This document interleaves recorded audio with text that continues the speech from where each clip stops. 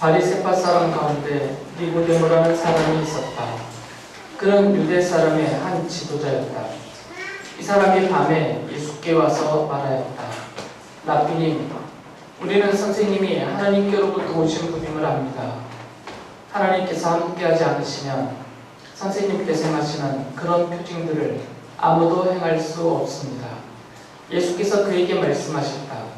내가 진정으로 너에게 말한다. 누구든지 다시 나지 않으면 하나님 나라를 볼 수 없다. 니고데모가 예수께 말하였다. 사람이 늙었는데 그가 어떻게 태어날 수 있겠습니까? 어머니 뱃속에 다시 들어갔다가 태어날 수야 없지 않습니까? 예수께서 대답하셨다. 내가 진정으로 너에게 말한다. 누구든지 물과 성령으로 나지 않으면 하나님 나라에 들어갈 수 없다. 읽어드린 말씀 내용에 보면 바리새파 사람이고 또 율법 교사로서 유대 사람의 지도자 중에 한 명이다라고 설명되어진 니고데모라는 사람이 밤에 예수님께 찾아와서 이렇게 말했습니다. 2절에 보면 라삐님, 우리는 선생님이 하나님께로부터 오신 분임을 압니다. 하나님께서 함께하지 않으시면 선생님께서 행하시는 그런 표징들을 아무도 행할 수 없습니다. 라고 고백을 했어요. 웬만하면 칭찬해 주실 만도 한데 이 사람의 이 말을 주님께서 기뻐하시고 잘했다 칭찬하실 만한데 그런 표현 하나도 하지 않으시고 예수님께서는 바로 이어서 3절을 보면 이렇게 말씀하셨어요. 내가 진정으로 너에게 말한다. 누구든지 다시 나지 않으면 하나님 나라를 볼 수 없다. 예수님의 이 말씀을 보면 니고데모가 2절에서 고백한 그 고백이 뭔가 충분치 않다라는 느낌을 가질 수가 있습니다. 그게 충분한 고백이었으면 그리고 충분한 믿음의 신앙 고백이었으면 칭찬을 해주시고 이것을 인정해줘서 후대의 다른 사람들도 본이 되게 해주셨을 텐데 그렇지 않고 전혀 다른 말처럼 들리는 이 3절의 말씀을 하신 거예요. 마치 니고데모가 아직 다시 나지 않은 사람인 것처럼 들리도록 이렇게 말씀을 하신 거죠. 그런데 4절의 말씀을 보면 실제로 니고데모는 예수님께서 하신 이 말씀을 이해하지 못했어요. 그래서 그가 이렇게 말하잖아요. 사람이 늙었는데 그가 어떻게 태어날 수 있겠습니까? 어머니 뱃속에 다시 들어갔다가 태어날 수야 없지 않습니까?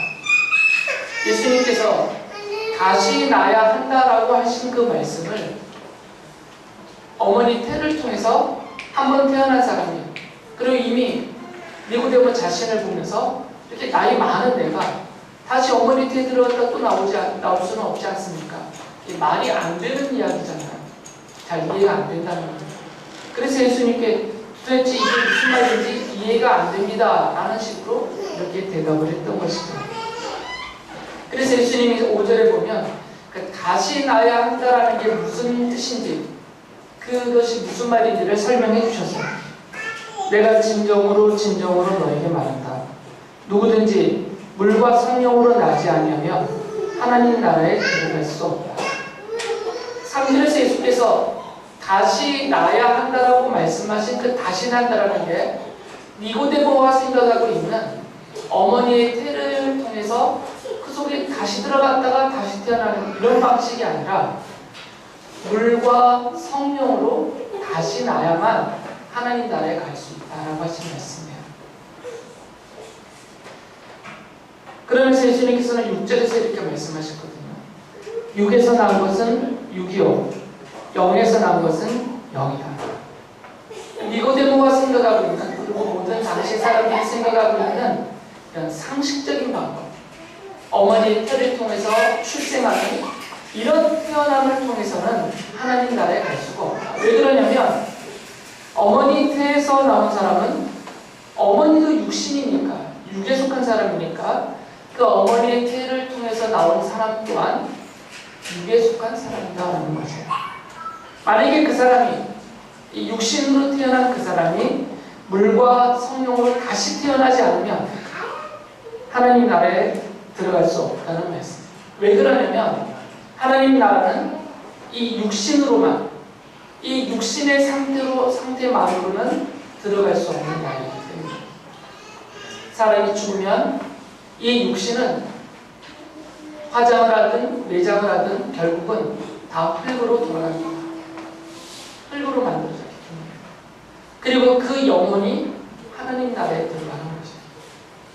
주님 재림하시는 날, 마지막 부활 때까지, 그 재림날까지는 그 죽은 사람의 영혼이 하늘에 들어가서 하나님 나라에 들어가서 주님과 함께 영생을 누리고 있는 것입니다. 그러니까 육으로는 못 들어가요. 그러니까 어머니 태를 통해서 육신으로 출생한 그 상태, 그 육에 속한 그 육신의 상태만으로는 하나님 나라에 들어갈 수 없고, 모든 사람이 어머니 태를 통해서 육으로 출생하지만 이 육으로 출생한 이 사람들이 물과 성령으로 다시 태어나야만 하나님 나라에 들어갈 수 있다라고 말씀하신 거죠. 이 다시 난다라는 말이 순 우리말로는 거듭남이고 한자어로는 중생이잖아요. 그래서 주께서 다시 나야 된다라고 하신 말씀을 거듭남이라고도 쓰고 중생이라고도 쓴 것입니다. 근데 이 부분에서 우리가 잘 이해가 안 되는 거죠. 니고데모가 이해 못했던 거랑 똑같은 거예요. 성령으로 다시 난다라는 건 이해가 돼요. 성령께서 그 사람에게 임하셔서 하나님을 믿게 하고 주님을 알게 해주시고 하나님의 자녀가 되게 해주시니까 성령으로 다시 난다. 이 부분은 우리가 이해를 할 수 있습니다. 이미 많이 읽었고 또 우리가 많이 배웠으니까. 이 물로 다시 태어나야 된다라는 말에 대해서는 주께서 설명을 안 해주셨어요. 이 물로 나야 된다는 것이 무슨 말인가? 성령으로 나는 것은 우리는 이해가 돼요. 근데 물로 또 태어나야 된다는 말에 대해서는 예수님이 설명을 안 해주셨잖아요. 앞에서 세례자 요한이 예수님을 가리키면서 세상 죄를 지고 가는 하나님의 어린 양이다라고 부르면서 예수님은 어린 양이라고 이렇게 지명을 했죠. 지목을 했어요. 그때도 아무 설명을 안 했어요. 세례자 요한도 설명을 안 했고 그것을 기록한 사도 요한도 요한복음서에 설명을 안 해줬어요. 그 얘기는 이것을 듣는 유대인들은 다 알아듣는다는 얘기죠. 이게 무슨 뜻인지, 무엇을 의미하는지 그들은 다 안다라는 말이잖아요. 지금 이 3장에서도 이 물에 대해서 추가로 더 설명을 예수께서 안 하셨다는 얘기는, 그리고 사도 요한도 이것에 대한 보충하는 추가의 기록, 설명을 안 달았다는 얘기는 니고데모나 그 당시의 유대 사람들은 이 물이라는 게 물로 다시 난다라는 게 무슨 말인지를 알고 있을 것이다라는 짐작을 충분히 할 수가 있습니다. 후대 이 부분을 연구하시고 해석하신 분들이 설명을 많이 해놓았습니다.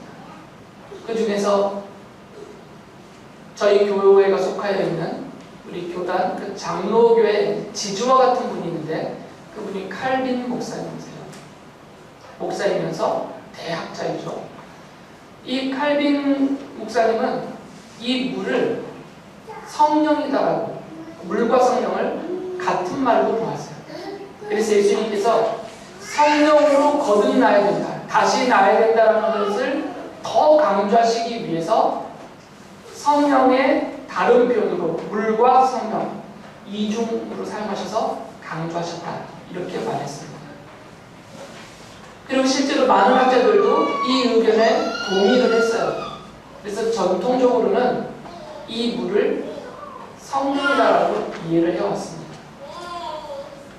물론 완전히 틀린 말씀은 아니에요. 성경 전체를 보면 성령님을 이렇게 비유적으로 물의 이미지로 많이 설명해 놓았기 때문에 충분히 가능한 해석입니다. 그런데 이게 성경을 해석을 하려면 제가 감히 칼빈 선생님을 반박하는 건 아니고요.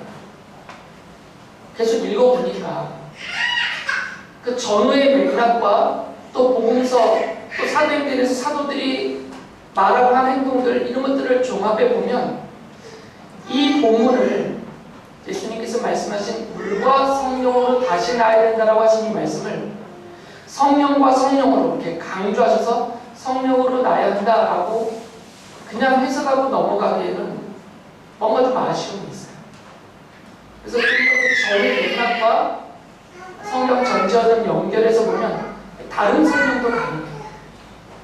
물론 이것을 그냥 칼빈을 비롯한 전통적인 학자들이 말한 것처럼 성령으로 거듭나야 된다, 성령으로 다시 나야 된다, 이렇게 말해도 아무 문제 없습니다. 그런데 본문에 좀 더 충실하다 보면 이 무례에 대한 설명을 좀 더 해야 될 것 같아요.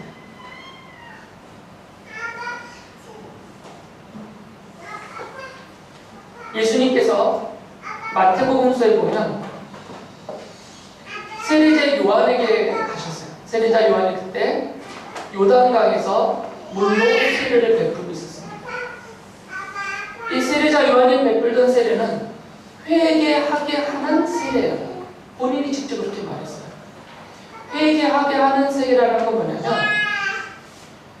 세례자 요한에게 물로 세례를 받으면 그 사람의 죄가 없어진다, 이런 의미가 아니고 세례자 요한 앞에 나와서 그가 하나님의 위대한 예언자로 모두 믿고 있었으니까, 하나님이 보내신 하나님의 사람 예언자로 믿고 있었으니까 이 사람을 하나님을 대신하는 사람으로, 예언자들이 그런 의미가 있으니까 그렇게 여기면서 그 앞에 나와서 회개를 했던 거죠. 자기의 죄를 고백을 했습니다. 낱낱이 숨김없이 사람들이, 그 과정에서 사람들이 눈물도 흘렸을 것이고 감정이 격한 사람은 아마 통곡도 할 수 있었을 것이에요. 이렇게 자기의 아무에게도 말하지 못했던, 은밀하게 저질렀던, 그리고 마음에 품고 생각하고 있었던 그런 것까지 사람들이 하나님 세례자 요한 앞에 나와서 다 인정하고 고백하고 회개를 했어요. 그리고 세례를 받았단 말이죠. 그 회개 표시로. 그런데 예수님께서 그 세례자 요한에게 가서 그 세례를 받으셨어요. 예수님께서 자기에게 세례를 받아 오시는 것을 보고 이 세례자 요한은 만류를 했죠. 내가 예수님께 세례를 받아야 되는데 어떻게 예수님께서 나에게 세례를 받으려 하십니까? 하고 만류했어요. 그럴 때 예수님께서 마태복음서 3장 15절을 보면 이렇게 말씀하셨어요. 지금은 그렇게 하도록 하십시오. 이렇게 하여 우리가 모든 의의를 이루는 것이 옳습니다. 예수님께서는 이 세례자 요한이 베풀고 있는 그 물로 베푸는 세례, 회개하게 하는 세례를 인정해 주신 것이죠. 만약에 그것이 옳은 것이 아니라면, 예수님이 전하는 복음과 전혀 반대되거나 상관없고 쓸모없는 일이라면 굳이 예수님께서 거기까지 가실 일도 없고 세례자 요한에게 세례를 받을 일도 없어요. 죄가 없으신 분이십니다. 그런데 예수님께서는 직접 세례자 요한에게 그 물로 세례를 당신께서 받으시면서 의의를 이룬다라고 말씀하셨어요. 이게 옳은 일이라는 것이죠. 이 세례자 요한의 세례를 인정해 주셨던 거죠.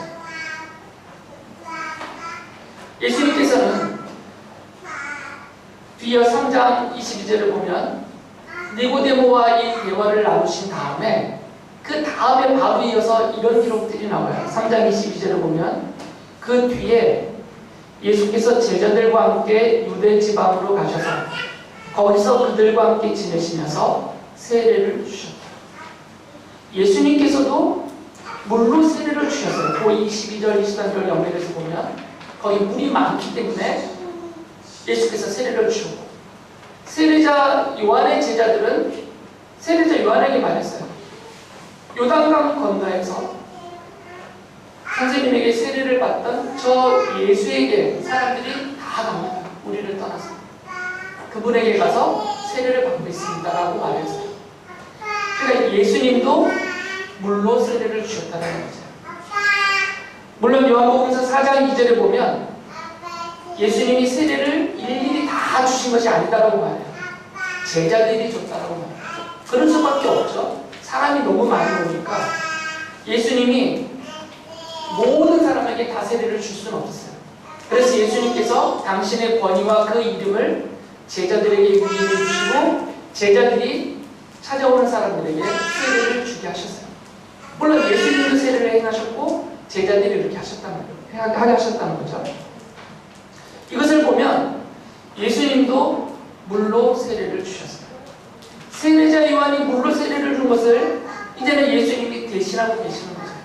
물론 근본적인 차이는 나중에 말씀을 드리겠습니다. 이후로 예수께서 십자가에서 죽으시고 부활하신 다음에 하늘에 오르신 이후에 이제 제자들이 복음을 전파하고 세례를 주라는 그 명령을 받아서 제자들, 사도들도 죄를 회개하고 믿음을 고백하는 성도들에게 물로 세례를 줬죠. 사도행전 2장 38절에 보면 회개하십시오.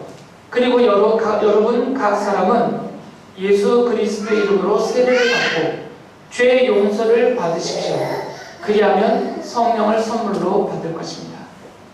이 전체적으로 쭉 연결해 보면 세례자 요한이 회개하게 하는 그 물로 받는 세례를 베풀었고 예수님께서는 그것은 옳은 일이라고 인정을 해주셨어요.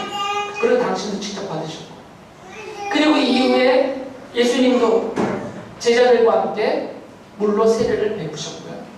사도들은 예수님이 하늘에 오르신 이후에 다니면서 복음을 전하고 죄를 회개하며 하나님께 돌아오고 예수님을 믿는 사람들에게 세례를 베풀었어요. 이런 전체적인 연결을 보면 예수님께서 지금 물과 성령으로 나야 한다, 다시 나야 한다라고 말씀하셨을 때 이 물은 성령의 의미보다는 이 당시에 니고데모를 비롯한 그 유대 사람들, 이스라엘 사람들에게는 세례자 요한의 물세례가 훨씬 더 가깝게 다가왔을 것이고 또 이후에 예수님과 사도들이 베푸는 그 물로 베푸는 세례의 이미지가 훨씬 더 다가왔고 가까웠을 것이에요. 오히려 성령이라는 것보다는 이 물세례의 의미가 당시에 니고데모를 비롯한 모든 사람이 더 이해하고 받아들이기가 쉬웠을 것이에요. 더군다나 이 문장의 맥락을 보면 예수님께서 이 니고데모와 대화하시는 그 단락이 앞뒤에 이 기록된 사건 중간에 들어가 있는데 이것을 전체 연결해 보면 니고데모와 대화하시기 전에 있었던 일들이 있어요. 그 일이 뭐냐면 요한복음서 2장 23절에 있는 말씀이에요. 예수께서 6월절에 예루살렘에 계시는 동안에 많은 사람이 그가 행하시는 표징을 보고 그 이름을 믿었다라고 말하고 있어요. 그런데 바로 뒤에 24절에서는 지금 이게 니고데모와의 대화 바로 앞에 기록입니다. 예수께서 그들과 함께하지 않으셨고 그들이 예수님을 따르는 그 믿는다고 말하고 따르는 것을 인정하지 않는 것처럼 보여요. 이렇게 기록되어 있거든요. 요한복음서 2장 24절 25절에 보면 그러나 예수께서는 모든 사람을 알고 계심으로 그들에게 몸을 맡기지 않으셨다. 그는 사람에 대하여서는 어느 누구의 증언도 필요하지 않으셨기 때문이다. 그는 사람의 마음속에 있는 것까지도 알고 계셨던 것이다. 그리고 뒤에 보면 예수님께서 오병이어의 표징을 행하셨잖아요. 그것을 경험했던 사람들이 예수님을 계속 따르면서 찾아다녔어요. 그때 예수님께서 그들을 떠나시고 피하시면서 요한복음서 6장 26절에 이렇게 말씀하셨어요. 내가 진정으로 너희에게 말한다. 너희가 나를 찾는 것은 표징을 보았기 때문이 아니라 빵을 먹고 배가 불렀기 때문이다. 이 요한복음서 2장 마지막 절에 있는 내용과 뒤이어 예수님께서 하신 말씀 그리고 또 요한복음서 6장에 있는 말씀 그 뒤에 있는 여러 말씀들을 종합해 보면 예수님이 그리스도로서 행하신 그 많은 표징들을 보고 사람들이 믿었어요. 이 예수가 그리스도다라고 믿었어요. 그리고 예수님을 따랐죠. 그런데 예수님은 그렇게 당신을 그리스도라고 믿고 따르는 사람들을 환대해주고 칭찬해주고 오히려 더 보살펴 주셔야 되는데 이 사람들과 함께 있지도 않았고 이들은 오히려 피하여 떠나셨어요. 그러시면서 이렇게 아주 직접적으로 말씀하신 거죠. 너희가 나를 찾는 것은, 나를 따르는 것은 내가 하나님의 아들 참 예수 그리스도라는 사실을 믿는 온전한 믿음 때문이 아니라 그 표징을 보고 빵을 먹고 배가 불렀기 때문입니다. 그러니까 이 표징을 보고 많은 사람이 예수님을 믿었다라는 요한복음서의 기록을 보면 이것이 온전한 신앙의 참된 고백이 아니라 이 사람이 그리스도구나, 예언자들이 말했던 그 그리스도구나 이것을 믿었다는 것이에요. 그런데 그들이 믿은 그 그리스도구나라고 믿은 그 믿음이 예수님이 원하시는 믿음이 아니라, 왜 그러냐면 유대인들의 기본적인 그리스도가는 뭐냐면 왕이에요. 해방자, 구원자. 지금 로마의 이 통치와 압제 아래서 자신들을 구원해줄 그런 정치적인 지도자, 그런 메시아로서의 왕을 원했던 거죠. 다윗과 같은 왕. 그래서 다윗의 나라를 회복하고 그 나라 안에서 예언자들이 약속한 영원한 안식, 평화, 번영 이런 것들을 원했고요. 그런 것들을 성취시켜줄 그리스도로 알고 있었던 것이죠. 예수님께서 그리스도로 행하신 그 표징을 보고 믿고 따랐던 사람들이 대부분 그 상태였다는 거죠. 그것을 말씀하시고 성경은 그렇게 전제해놓고 그 다음에 니고데모하고 얘기를 하신 거예요. 그런데 앞서 말씀드렸듯이 이 니고데모가 누구냐면 바리새파 사람이에요.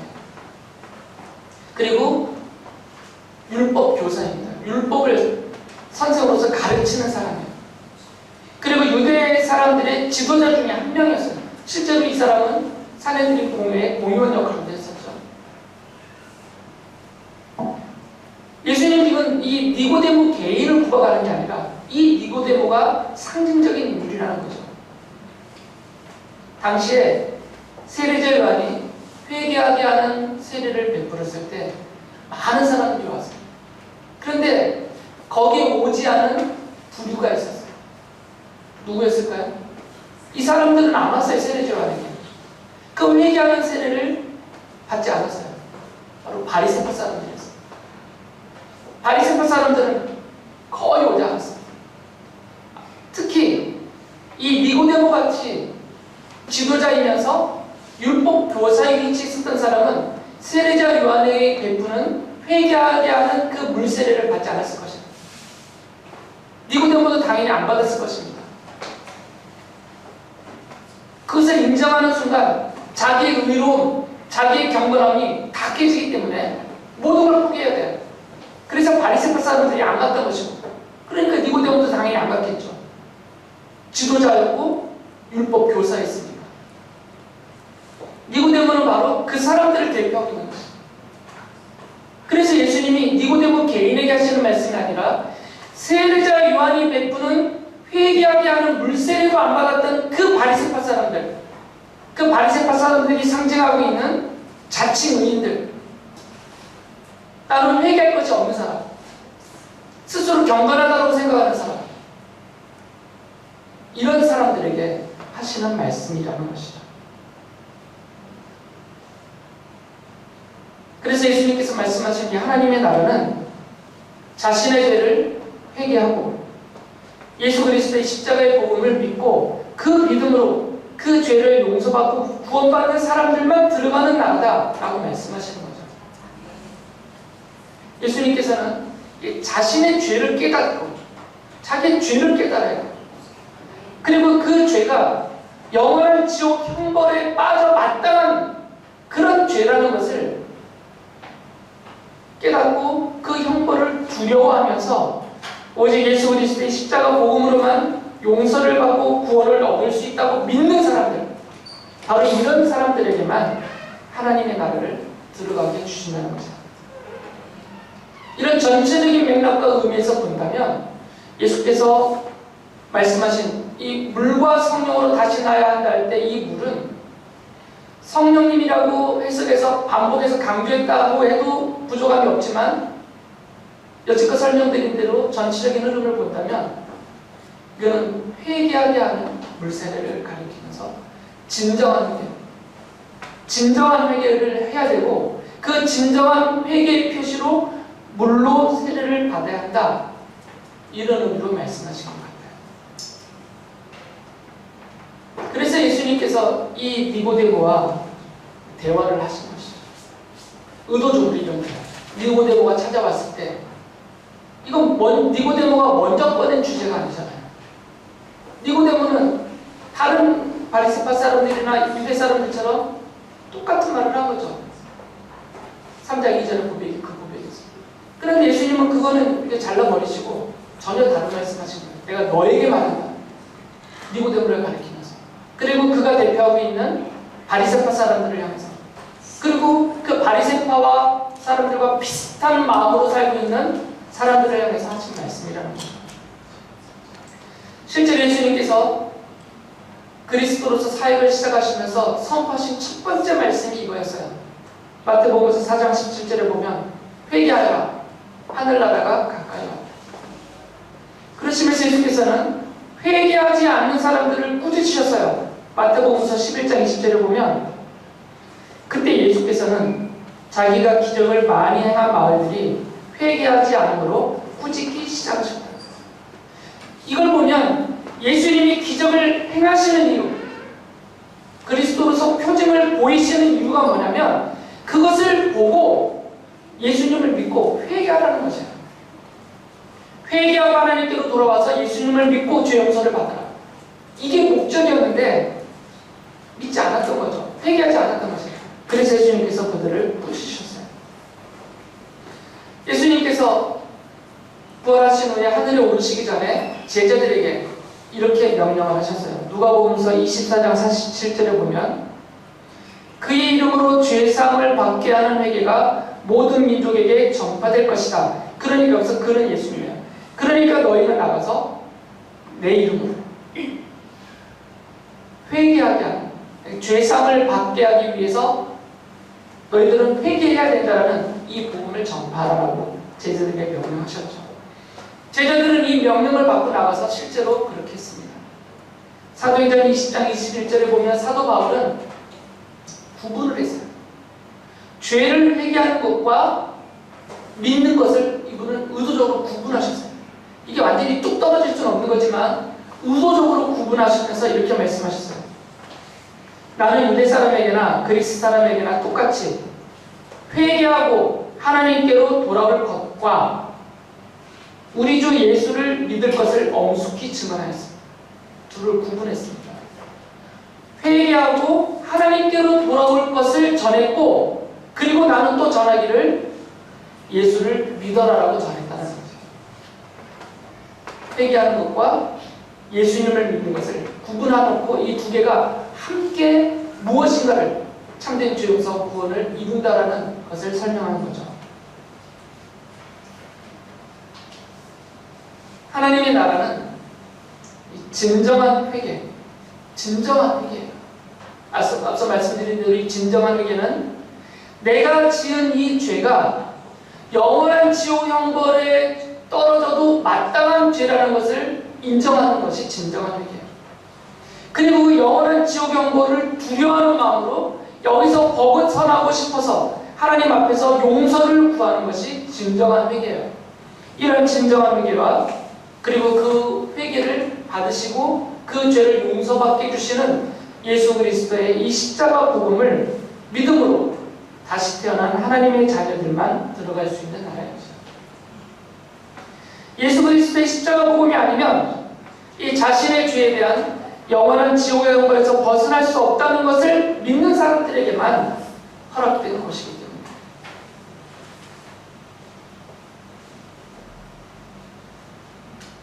예수께서 나를 대신해서 십자가에서 죽으시면서 나에게 쏟아지는 하나님의 심판과 형벌을 용서받게 해주셨다라는 그 복음, 이 복음을 믿지 않아도 상관없는 사람들, 이런 사람들은 들어갈 수 없는 나라예요. 진정한 회개 안 해요. 그리고 예수님이 십자가의 복음이 필요 없어요. 그래도 나는 상관없다라고 말하는, 그렇게 생각하고 있는 그런 사람들은 하나님 나라에 들어갈 수 없다라는 것입니다. 여러분은 물론 죄 용서를 받고 다 구원받은 하나님의 자녀와 백성이기를 저는 믿고 싶고 그럴 것이라고 확신하고 싶어요. 그렇지만 다시 한번 돌이켜볼 필요는 있습니다. 이 말씀 안에서 우리에게는 요단강에 나가서 이 세례자 요한에게 물로 세례를 받으면서 자신의 죄를 고백하고 하나님의 용서를 구하는 그런 믿음이 있어야 돼요. 예수님께 나와서 물로 세례를 받으면서 자신의 죄를 고백하고 하나님의 용서를 구하던 그런 믿음이 우리에게는 있어야 된다는 것이죠. 한번 상상을 해보세요. 여러분이 지금 요단강가에 나가서 세례자 요한 앞에 선다면, 회개하게 하는 세례를 받기 위해서 선다면, 그리고 또 그 강가에 예수님 앞에 나가서 선다면, 그때 그 앞에서 무슨 말을 하실 겁니까? 무엇이라고 고백을 하겠어요? 이 바리새파 사람처럼 저는 회개할 게 없는 거예요. 저는 지옥의 형벌을 받아 마땅할 만한 죄를 저지른 적이 없는데요. 이러고 그냥 뻣뻣이 서 있을 것입니까? 아니면 예수 그리스도의 십자가 복음이 아니면 저는 영원한 지옥의 형벌에 떨어져도 마땅한 죄인입니다 라고 죄를 이렇게 진정하는 회개와 회개하며 고백하며 인정을 하시겠습니다. 하나님의 자녀는 이러한 죄의 고백과 예수 그리스도의 십자가 복음으로만 용서를 받고 구원을 얻을 수 있다고 믿는 사람입니다. 하나님은 이러한 하나님의 자녀에게만 하나님의 나라를 들어가 주십니다. 아직도 스스로 경건하다고 생각하고 살면 안 돼요. 회개할 것이 없는 의인인 것처럼 그렇게 살면 안 돼요. 교회 안에 의외로 많습니다. 이런 분들은 기도를 하면서도 회개를 하지 않아요. 주십시오 구하는 기도는 엄청 많은데 회개는 안 해요. 회개할 것이 없는 사람인 것처럼. 예배를 하면서도 그 영원한 지옥의 형벌에 떨어져 마땅한 그 죄를 용서받고 하나님의 은혜와 은총을 입었다는 그런 감격이 없이 예배를 해요. 회개할 것이 없으니까. 하나님의 자녀라고 말하고 스스로 이렇게 말하고 살고 있으면서도 하나님의 나라는 그다지 사모하지도 않습니다. 주님께서 니고데에게 하신 말씀을 나에게 하시는 말씀이라고 받아들이면서 우리 모든 성도는 날마다 영원한 지옥 형벌에 떨어져야 마땅한 죄인이라고 고백하며 살아야 합니다. 늘 이렇게 고백하며 살아야 합니다. 그리고 성도는 그 죄를 용서받게 해주신 예수 그리스도의 십자가 복음을 믿음으로 늘 하나님 앞에서 기뻐하면서 감사하면서 찬양하면서 살아야 합니다. 이렇게 살면서 하나님 나라에 들어가고 거기서 약속하신 영원한 생명과 안식과 평화와 그 은혜를 누리며 사시는 모든 성도님들 되시길 바랍니다.